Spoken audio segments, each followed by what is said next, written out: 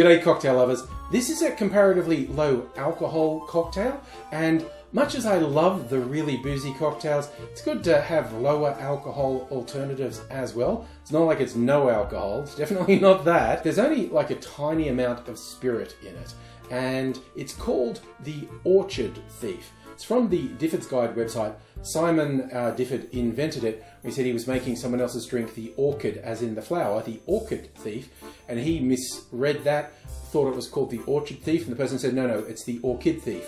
And he's like, well, I'm going to make one called the Orchard Thief and have some apple elements in it.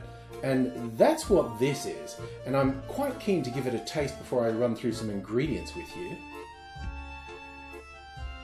Ooh, there's great flavours. And the biggest flavour is coming from the sherry in this. But I'll take you through all of the ingredients. As I said, the sherry is front and centre in this, and it's the strongest flavour for me. I'm using Pedro Jimenez sherry because that's what I have. I mention this occasionally. I do not drink enough sherry to have more than one bottle, and I know there are very different styles of sherry, so when I make it with PX and someone was recommending a different sherry, it's going to be a different drink. But that's okay, as far as I'm concerned. It's a different drink. It's like, there are very different flavoured brandies and gins and whiskies and all that. So yeah, there's different sherries. And in my case, it's Pedro Jimenez. I did mention it has apple elements. It has both Calvados, French apple brandy, and apple liqueur. This is also a French apple liqueur. This is actually a barrel-aged Calvados, which is unusual, but there's only 10 mils of this in there. It's the only spirit, and there's only a small amount.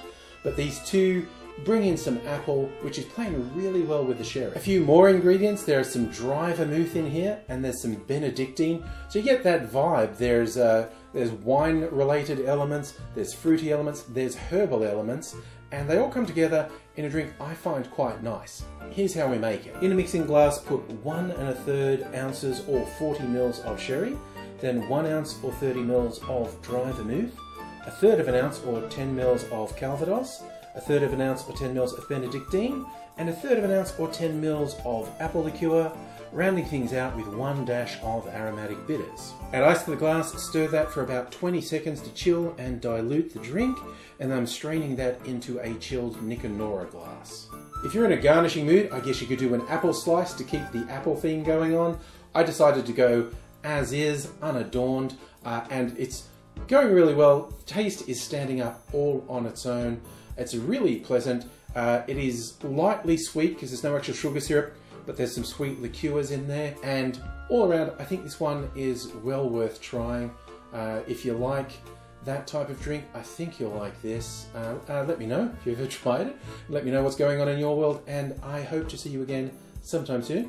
Until such time as I do, I will say cheers.